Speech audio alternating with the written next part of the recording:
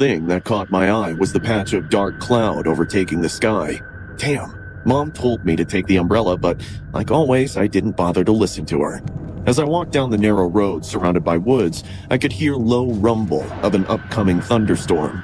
Cold winds started blowing my hair and jacket. Suddenly, I felt someone was following me. I stopped and turned, but all I could see was the long, empty road behind me.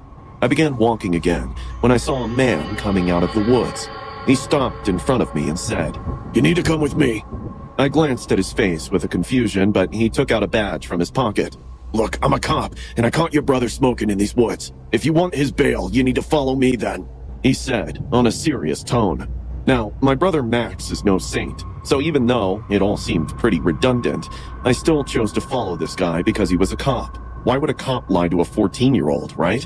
Okay, let's go. Mom will be so mad. I replied nervously. The man didn't say anything more and started walking into the woods. Daylight has almost gone by then, and he turned on flashlight to make way. As we walked, I could hear the coyotes howling at distance. The weather was getting worse, and I could see our house at the distance. Will he spend the night in jail? I asked with hesitation, but the guy didn't reply, just kept walking. I asked the same question again, and he stopped. He suddenly held out a taser to my neck and screamed, "I ain't no cop, so just shut up and keep walking." The hair at the back of my neck stood up. I've come pretty far from my house. Judging the distance and the weather, I was confident that if I try to run or scream, I'll probably be dead. I knew I half walked into a trap and was standing in the deep woods with my kidnapper. Fine. I'll do what you say. He stared at my face for 5 seconds, then grabbed my left hand and started to walk. I didn't protest, just let him do what he wanted so he doesn't hurt me more. After walking for half an hour, we reached near a big boulder. The man pointed the flashlight under the boulder and I could spot a trap door. He pulled it open and broken stairs led to a dark cavern. "Get in!" he screamed. I looked around me one more time, then quietly went in. It was an old bunker, probably made during the wars for the army to stay hidden during the nights. There was a rugged mattress in one corner and an old wooden chair next to it. Empty beer bottles were rolling on the floor, and a small light bulb hung from the ceiling, which looked new. So, he had this all planned beforehand. What happened after is a lifelong trauma that lasted for 10 days.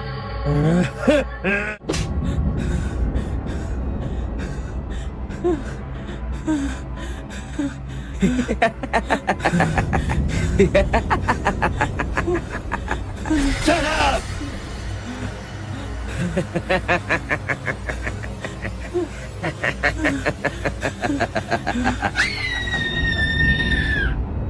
He would go out once a day and assault me every night. I let him do vile things to me, just so I can stay alive. At nights, I would wake up from pain and a dizzy state just to see him lying right beside me with an evil stare and an ear-to-ear smile. I could hear low sounds of birds chirping, owl hooting, lying on the dirty mattress, and that's how I counted days. Tears rolled down my cheek every time I thought of Mom and my brother. Will they ever find me? How will they know that I'm here? I almost lost my hope when one day I saw the man playing game on his phone. I asked him if he let me play as well, since I have nothing to do. By then, he has started to believe that a timid, naive girl like me won't even think about escape because she prefers being alive.